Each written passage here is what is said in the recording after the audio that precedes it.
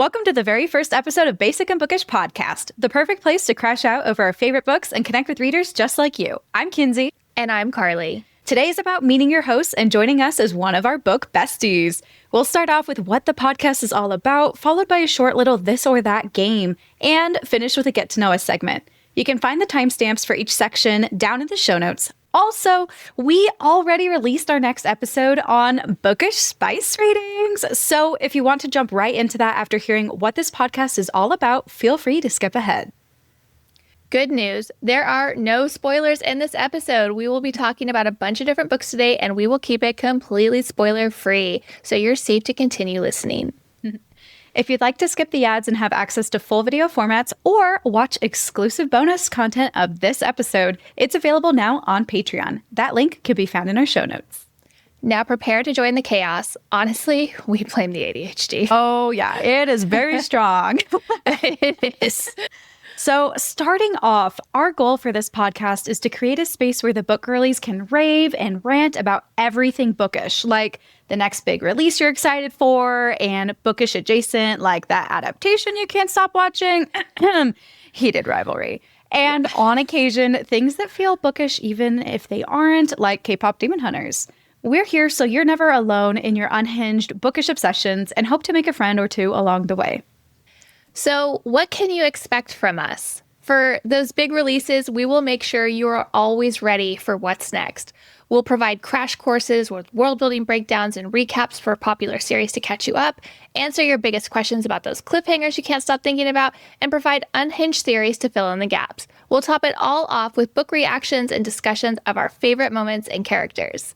When we aren't crash coursing you through the next big romantasy release, we will be here for all things that make us both basic and bookish, so you always have a space to spiral over your latest obsession and connect with other readers. We have a lot of upcoming content planned, including Fourth Wing deep dive topics, crash course seasons for the Massverse, author interviews, spice ratings, discussions on some of our favorite contemporary romances, our thoughts on recent adaptations, and more. If you don't want to miss it, make sure you subscribe, join us on Discord, and follow our social media accounts at Basic and Bookish Pod to remain in the chaos.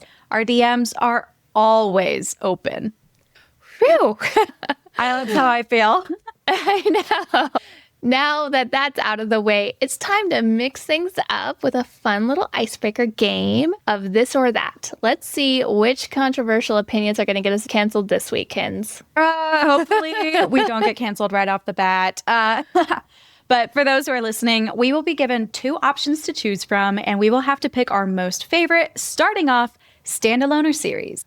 As much as I love a good compact standalone, I am a theorizer spiraler at heart. I love a series to sink my teeth into. Me too, absolutely. Series all the way. Yeah. Okay. Would you rather only be able to reread books or only be able to read new books? I think this is also very, very easy. Reread. If I'm never allowed to reread my favorite books ever again, I'll be so sad because majority of the books that I read every year are rereads. If I love it, I know I'm going to continue to love it. And I've read so many books at this point, I'll never get bored. How about you? You know, I have so many series that I'm in the middle of that I'm obsessed with that I think I'd have to pick new books. As much as I love to reread and I love a comfort read, like I'm not going to get to finish the Forbidden Alchemy trilogy. I'm not going to get to finish the Empyrean series. Well, I feel like if you've already started the series, you should be able to remain in it. But a lot of my favorite series have already been completed. So yeah, you want to carve out for the series you've already started. Yeah. I'm like, we can still read the Massverse because I've already started and reread the Massverse. So yeah, I don't know. Even just like the next Allie Hazelwood release, I'm going to be dying for that. So I think I'd have to pick new books, but that's really hard because I'm a huge comfort reader. I'm still rereading. Okay. Would you rather read a book that makes you cry or laugh? I'm an easy crier in books, for sure. But I think I'm going to have to choose laugh. I think if a book can make me laugh out loud, that's more rare that actually happens. And I think I need the laughs right now. Yeah. I think the world feels heavy. So I'm going to choose laugh. But honestly, that could change day to day. What about you? If you guys are new here, I love trauma. I love to cry in books. Just in Kingdom of Ash, I cried over 100 times. So I would rather read a book that makes me cry. I want to feel emotions. I want to feel everything. And if I can have such a profound experience where I'm sobbing, that's almost an instant 5-star read for me. So I prefer reading books that make me cry. However, I also love laughing in books like Assistant to the Villain and Percy Jackson. My husband will look at me and be like, what are you doing? Because I'll just be like, ha, ha, ha, like laughing at my book. And he thinks it's the weirdest thing. But a book that makes me cry, it's just so therapeutic and soothing to cry in a book sometimes. When I need to feel something, I literally will scroll in my Kindle to a random spot in Kingdom of Ash and just cry. So that is so on brand for you. That doesn't surprise me. No, I just did it the other day, in fact. It is really cathartic, I will say. Mm-hmm. So there is that. Okay, how about ending on a cliffhanger or no cliffhanger? I don't know if this is controversial, but ending on a cliffhanger. Yeah. I love having to stew with it and just wonder what's going to happen next. I love trauma. I want to be traumatized until the next book's release.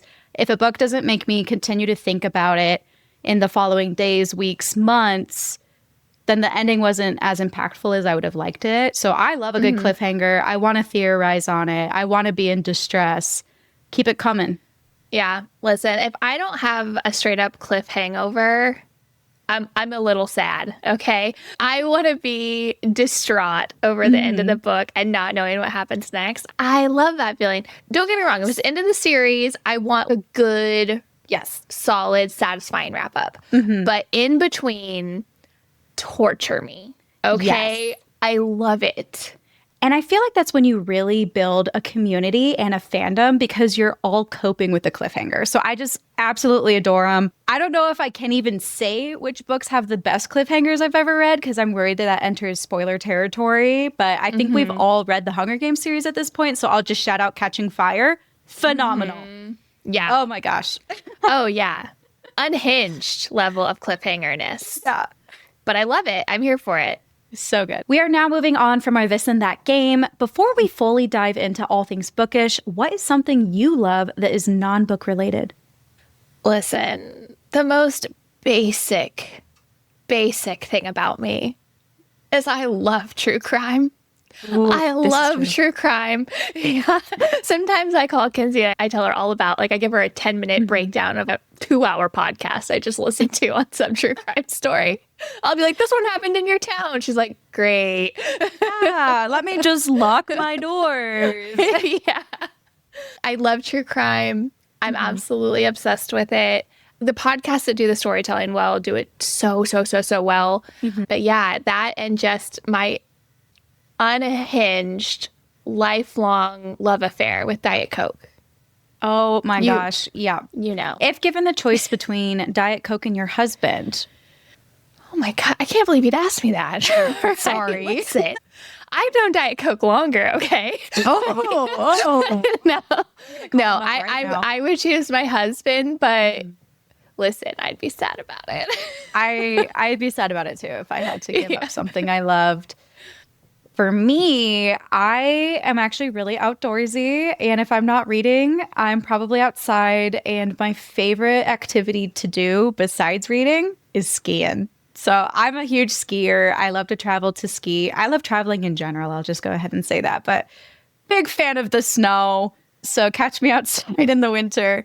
And I also really enjoy crafting. So I enjoy crocheting. Recently, I was painting something, and I don't consider myself a painter or anything. And no, that was excellent, though. We need to post a picture of it. It's so cute. It was so well done. The colors are so pretty. She's like, I'm not an artist. And then she shows it to me. I'm like, girl, you're a fucking artist. Like, are you serious? What she's referencing is a book cart that I had painted for LA Romanticy-Con. But yeah, so I did that. Which is even harder because it's not a flat surface. No, it's difficult. It took forever. Listen, she did a great job. We're going to have to post a picture of it. I'm blushing. Okay. And then also I'm delusional, so I enjoy cosplaying. And whenever I see a costume piece, I'm just like, you know what? I can make that myself. So I've since learned how to make scale mail and chainmail armor. So I guess that's something else that I enjoy. So I'm just a nerd through and through, minus me randomly liking outdoor sports. I think you suffer from how hard could that be syndrome, where you just like, when you see something you want to do, you're like, how hard could that be? And then you just figure it out. People don't know this, but you taught yourself how to ski. Yeah. Yep. Yeah. I just like, there's a YouTube video out there. I'll just like figure it out. No, I'm about to learn how to bookbind. I want to rebind my own Project Hail Mary and make a super cute version for Indie Weir to sign. So. Oh, very cool. I can't wait to see that. You're going to have to teach me once you learn. We'll see if I finish. All right, let's dive into a little bit more about us. Kenzie, what age were you when you first really got into reading? I don't really recall an exact age. I just remember being a kid and always loving to read. And I think it helped that my grandma and my aunt were also really into reading. So I had somebody in my family who would encourage it. I can still picture my library in my elementary school. I know exactly where all the books were. So I went through different phases like Junie B. Jones and Captain Underpants, but I really, really loved Percy Jackson. So it definitely started in elementary school and then just continued throughout my life, except I did take a little pause in college and then got back into it in 2024. How about you? I had I feel like a little late start to reading in general, just because it actually was difficult for me to learn how to read. And my mom actually ended up teaching me how to read because what they were teaching me in school was not working for me. And so my mom taught me how to read. And then I just got really into reading immediately. And my older sister was super into reading. And my grandmother was also really into reading. So I just had people around me that loved to read. And I also had really great access to libraries and school libraries as well. So I would say like third grade on, I was very super into reading. Yeah. And I feel like the earliest series I can remember really loving was the Boxcar Children when I was really young. But by fifth grade, I was reading John Grisham novels and reading stories about lawyers because I just moved past elementary school literature really quick and was like, John Grisham, that's it. That's what I'm into. No wonder I'm into true crime now. Honestly. No wonder. Now I'm realizing. Honestly, I'm connecting the two. I feel like the first series that I got into is probably Magic Tree House. I don't recall anything after or before that. But I was always such a bookworm that my punishment as a kid would never be, I'm going to take away your video games or you can't play with your friends. My mom would take away my books. My mom would have to do, so my mom wouldn't take away the books, but when I was in trouble, I can just remember hearing my mom on the phone with my grandmother being like, I don't know what to do. The only thing this kid wants to do is read. And what am I going to do? Take away books? That doesn't feel right. And my mom never knew how to punish me. I love that though. Oh my goodness. So the people are dying to know, how did we meet? I love this. We originally met in the comment section of a reel for a Fourth Wing Theory. And shout out to Faithfully Fantasy Podcast, since it was their reel that brought us together. We love you guys. We bonded immediately. It was very much immediate. We just kept talking in DMs and text. That turned into FaceTime. We eventually met up to see Rebecca Yarros in Denver. We just hard launched and we're like, let's travel together. Don't meet up with strangers on the internet, kids. Yeah, no, we're not advocating for that. And I would just say the rest is history. But essentially, Bookstagram brought us together. It's also incredibly on brand for us. So, in that vein, what made you join Bookstagram? I was in the process of moving states and I did not know anybody. I did not have any friends. I still don't have very many friends. So if you're in Colorado, hit me up. But I had just gotten back into reading literally 2 or 3 months before. I had read Fourth Wing and Iron Flame for the very first time. This was pre-Onyx Storm coming out. I had all of these theories and no one to talk about it with. And so I just went online and I started sharing my theories. They started getting really popular. I would make memes. A lot of people really enjoyed my memes. And that's how I've met so many incredible people, such as Carly and all of these other wonderful friends that I've made. But it just started there. I was moving to a new place. I didn't know anybody. I was just getting back into reading. I was looking for more recommendations and just had to word vomit all of my thoughts. And it's worked out great. It's honestly changed my life. And I cannot thank all these authors enough for bringing me to such a wonderful community. It is one of the best spaces online. I think it's the place I felt most accepted. And I joined Bookstagram because I had emergency surgery on my spine and I was stuck in bed. And this was like a week before Fourth Wing was released. And I'm on Bookstagram. I see everybody talking about it. I'm like, oh, I got to get a Fourth Wing book. And read Fourth Wing, became obsessed, ended up making a Bookstagram. So I had a space to talk to people in my book club about Fourth Wing theories with. Didn't fully understand. I'm an elder millennial, people, okay? I'm older. I didn't fully understand how Instagram worked. And I didn't fully get that my reels were being shared to anybody that wasn't following me, which was just my book club people. And the rest is history. It's okay, though. Did I freak out when I realized that thousands of people were watching these reels? Yes, I was really scared. Millions of people watching. Sometimes I try to think, oh, that's the size of this stadium, or that many people have seen my face and heard my voice. That's creepy, but also hi. Yeah, but also hey. But the rest is history. And, you know, it brought me so many great friends. It brought me you. So basically, the moral of the story is if you're thinking about joining Bookstagram, please do. We'd love to have you here. And if you join Bookstagram, come let us know. We will follow you. We will hype you up. So yes, let us know. I love Bookstagram. Can I really quickly share my Fourth Wing story? Because I totally forgot to mention that. Oh, yeah. I'll keep it super quick. So basically, I knew absolutely nothing about Fourth Wing because I wasn't online and I didn't know that everybody was obsessing over it. And I had picked it up the literal last day of April of 2024. So Iron Flame was already out. I decided out of nowhere, I was like, you know what? I want to get back into reading. I used to love reading. I haven't read since college. I really want to do it. So I went to the library. I saw it on a stand. I don't think I even read the blurb. I just saw, oh, there's dragons on this. This must be good. So I picked it up. I started it at 9 o'clock at night on a work night, and I finished it at 6 in the morning that same night.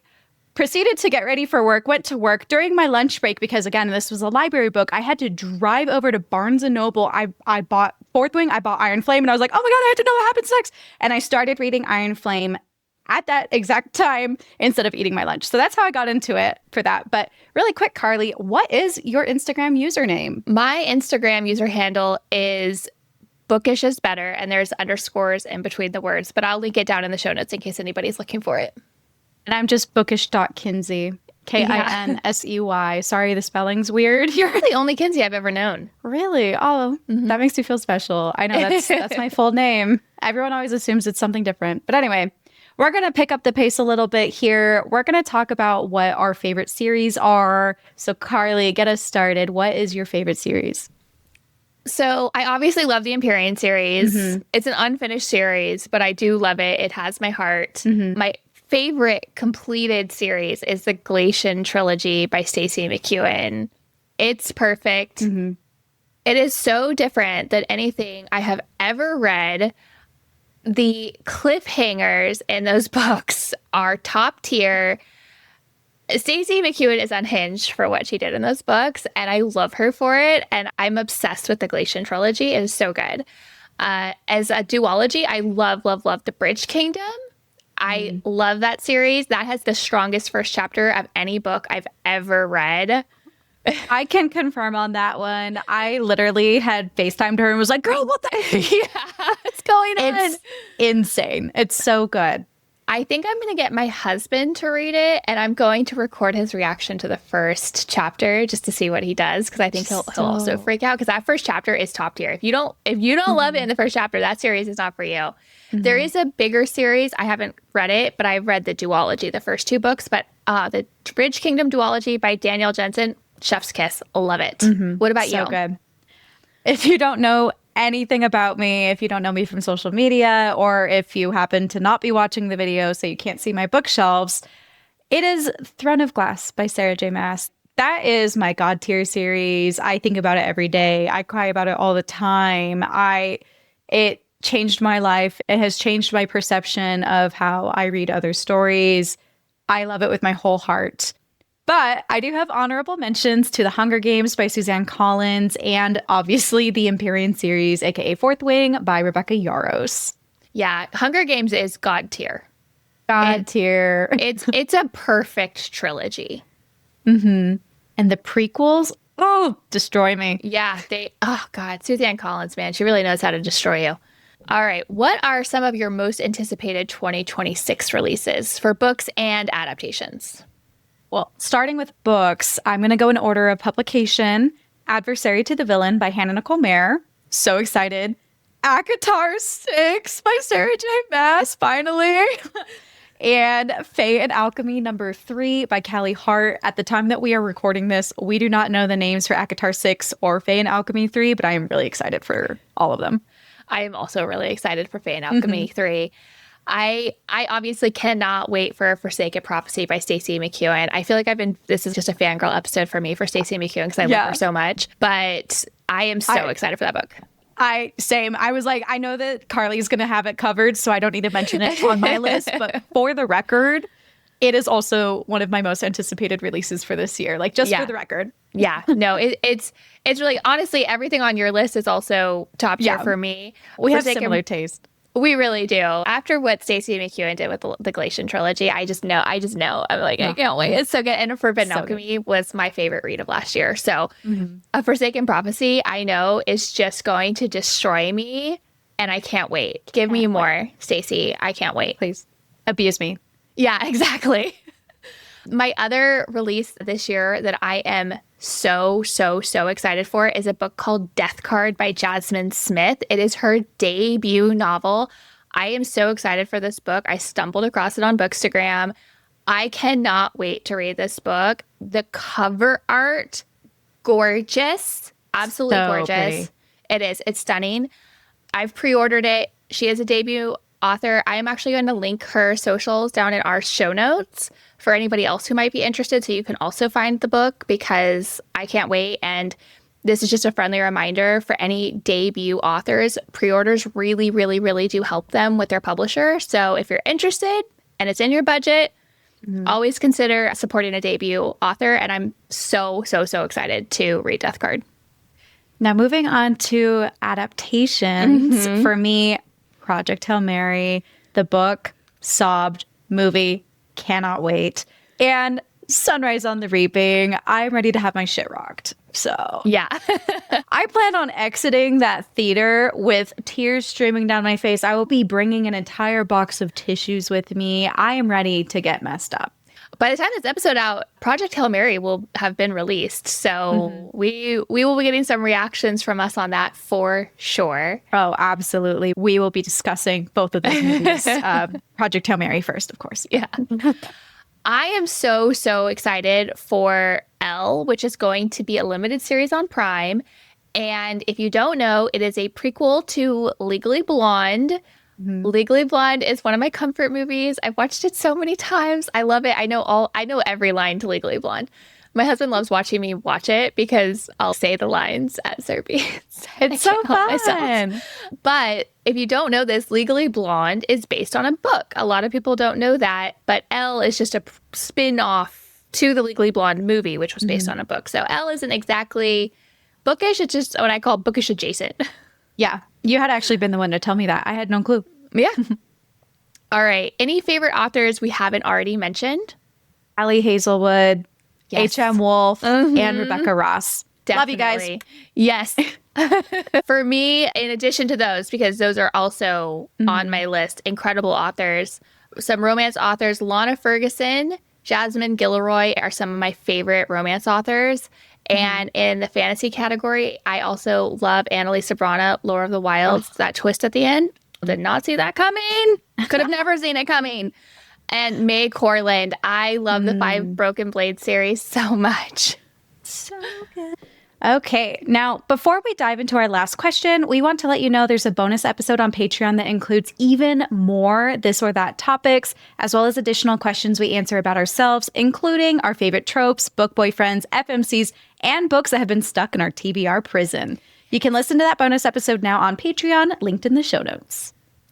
Okay, last question. Who are your top sidekicks / creatures? Rocky from Project Hail Mary. I would go to war for Rocky.